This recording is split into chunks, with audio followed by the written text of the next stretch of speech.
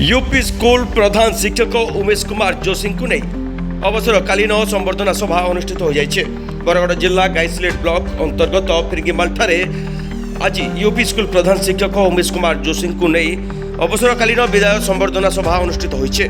तेबे दीर्घ वर्ष धरी शिक्षा क्षेत्र में निष्ठा और आदर्श सेवा प्रदान कर आसुथिबा यूपी स्कूल प्रधान शिक्षक श्रीजुक्त उमेश कुमार जोशी अवसर ग्रहण अवसर में विदाय संबर्धना सभा अनुष्ठित होइछे। विद्यालय परिसर में आयोजित यह कार्यक्रम में शिक्षक शिक्षयित्री छात्र छात्री पूर्वतन छात्र छात्री और अभिभावक मैंने उपस्थित रही श्री जोशी को शिक्षादान श्रृंखला एवं विद्यालय सर्वांगीन विकास में तांकर अवदान को स्मरण करते।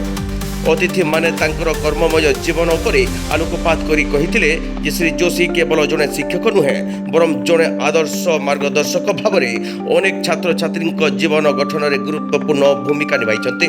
तांकर सरल व्यक्तित्व कर्तव्य निष्ठा और छात्र छात्री प्रति आंतरिकता सर्वदा स्मरणीय होई रहिबो।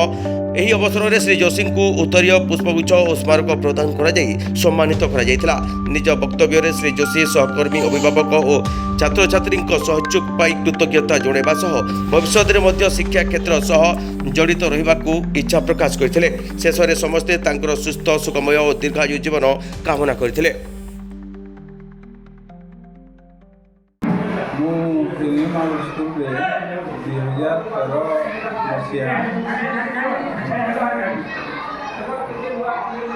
जुलाई 13 तारीख 2026 मसीहा में 31 तारीख पर्यंत स्कूल में पाठ पढ़ी आउ 2026 मसीहा में 31 तारीख पर अवसर समय आगार अवसर स्कूल को जाए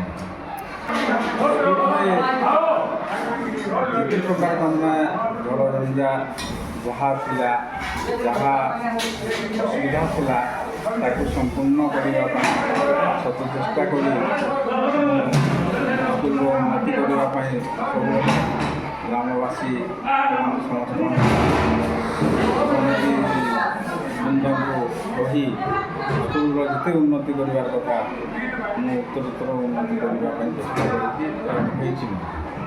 आज दुख कारण कि मुझे शिक्षादान करी दीर्घ 13 वर्ष धरी तापर शिक्षादान जिते वंचित हेली छोट छोट शिशु बालक से मोर मन दुख अच्छी आनंद अच्छी जेहेतु 60 वर्ष पूरीगले सरकार निर्धारण समय पर अवसर ग्रहण करने को बाध्य